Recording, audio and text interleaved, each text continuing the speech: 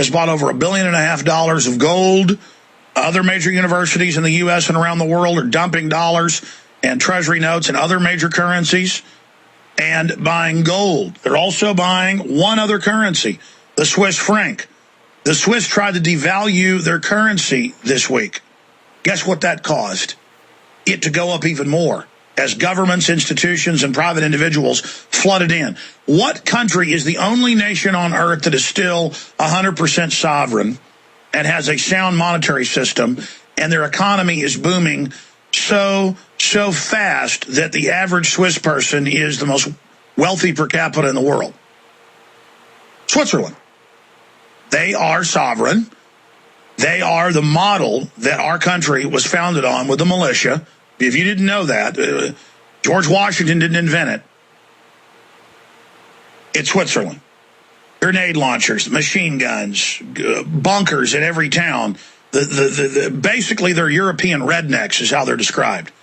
I've got a lot of friends and family that have lived over in Switzerland. Great people, smart. They can skin a buck, run a trot line. They hate the New World Order. Most of their mainline politicians openly talk about the Bilderberg Group and the New World Order. They've got their head screwed on straight, so they're rolling around in money. They're rolling around in firearms. They're rolling around in private property. The police say yes, sir, and yes, ma'am. Because it's their country. They don't want to live in a country where the police are total thugs. They're guardians of their republic. Oh, we could have all that back, but see, we wanted globalism. We wanted the New World Order. We wanted NAFTA and GATT. It was going to be so good, Al Gore said. Now, following this trend, the South Koreans are grabbing massive tonnage of gold.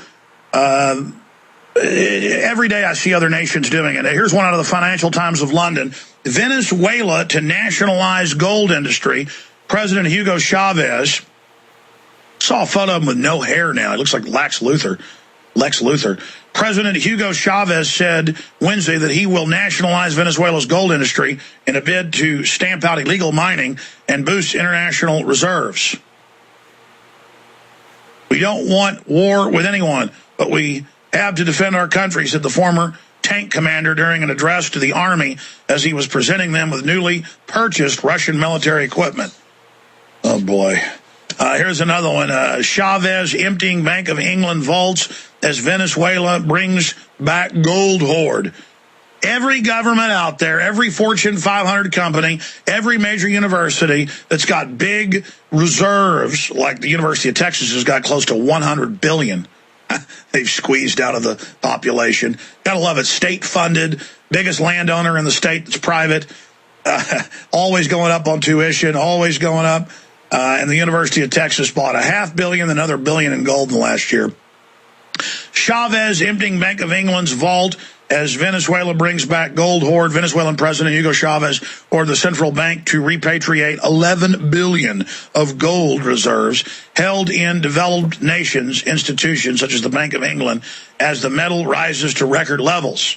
Venezuela, which holds 211 tons or 365 tons of gold reserves in the U.S., European, Canada, and Swiss institutions, will progressively return the bars to the central bank's vault. The UN just ordered all of its staff out of the UN embassy in Syria yesterday.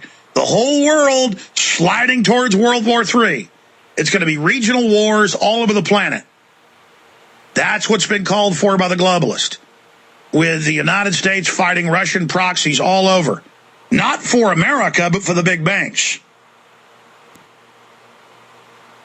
It's unbelievable. Move to curb Swiss franc's rise backfires. Traders shrugged off new measures by Swiss authorities to stem demand for their currency, sending the Swiss franc sharply higher yesterday and today. The Swiss franc jumped 2% against both the euro and the dollar in a matter of minutes as traders ignored the Swiss National Bank's decision to almost double the amount of liquidity available to the money markets. So they tried to devalue their currency, and the world said no. Look, your population has access to grenade launchers. You've got machine guns everywhere. You've got private property. You're not under the globalist parasite control. The globalists themselves want to invest in Switzerland. They want somewhere not destroyed by them to run to. A small little island, a little Eden. Okay, I want to get to your